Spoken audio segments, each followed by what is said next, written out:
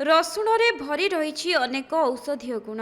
ସେଥିପାଇଁ ଏହାକୁ କେବଳ ମସଲା ଭାବେ ବ୍ୟବହାର କରାଯାଏ ନାହିଁ, ଅନେକ ରୋଗର ଉପଶମ ପାଇଁ ମଧ୍ୟ ଏହାକୁ ବ୍ୟବହାର କରାଯାଏ।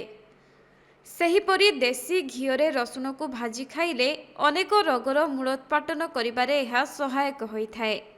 ଯଦିଓ ରସୁଣକୁ ଖାଇଲେ ପାଟି ଜଳିଥାଏ, କିନ୍ତୁ ଏହାକୁ ଯଦି ଦେଶୀ ଘିଅରେ ଭାଜି ଆପଣମାନେ ଖାଇବେ ତାହେଲେ ଏହା ରାଗ ଲାଗିନଥାଏ।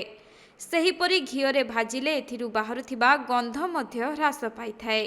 ତେବେ ରାତିରେ ରସୁଣର ଚୋପା ଛଡ଼ାଇ ଏହାକୁ ପାଣିରେ ପକାଇ ରଖନ୍ତୁ, ଆଉ ତା ପରଦିନ ପାଣିରୁ ରସୁଣକୁ କାଢ଼ି ଦେଶୀ ଘିଅରେ ଭାଜି ଖାଆନ୍ତୁ।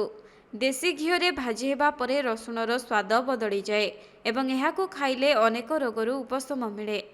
ଯେପରିକି ରସୁଣକୁ ଦେଶୀ ଘିଅରେ ଭାଜି ଖାଇବା ଦ୍ୱାରା ବ୍ରେନ୍ ଷ୍ଟ୍ରୋକ୍ ହେବାର ଆଶଙ୍କା କ୍ଷୀଣ ହୋଇଥାଏ। ଏଥିସହିତ ରକ୍ତଚାପକୁ ମଧ୍ୟ ଏହା ନିୟନ୍ତ୍ରଣରେ ରଖିବାରେ ସହାୟକ ହୋଇଥାଏ।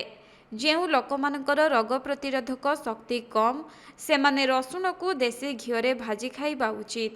ତେବେ ରସୁଣ ଆଣ୍ଟିଅକ୍ସିଡେଣ୍ଟ ଏବଂ ଆଣ୍ଟି ଇନଫ୍ଲାମେଟରି ଗୁଣରେ ଭରପୁର, ଆଉ ଏହା ଶରୀରରୁ ବିଷାକ୍ତ ଜିନିଷକୁ ବାହାର କରିବାରେ ସାହାଯ୍ୟ କରିଥାଏ। ତେଣୁ ରସୁଣକୁ ଦେଶୀ ଘିଅରେ ଭାଜି ଖାଇଲେ କିଛି ଅଟୋଇମ୍ୟୁନି ଡିଜିଜ୍ ଯେପରିକି ଅର୍ଥରାଇଟିସ୍ ଏବଂ ଲ୍ୟୁପସର ଯନ୍ତ୍ରଣାରୁ ରକ୍ଷା ମିଳେ।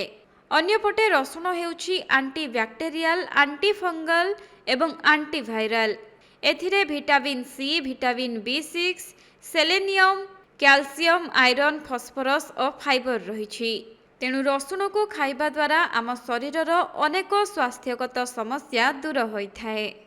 ହେଲେ ଆପଣଙ୍କୁ କୌଣସି ରୋଗ ଥିଲେ ଚିକିତ୍ସା କିମ୍ବା ଖାଦ୍ୟ ଗ୍ରହଣ ପୂର୍ବରୁ ଡାକ୍ତରଙ୍କ ପରାମର୍ଶ ଗ୍ରହଣ କରିବାର ମଧ୍ୟ ଆବଶ୍ୟକତା ରହିଛି।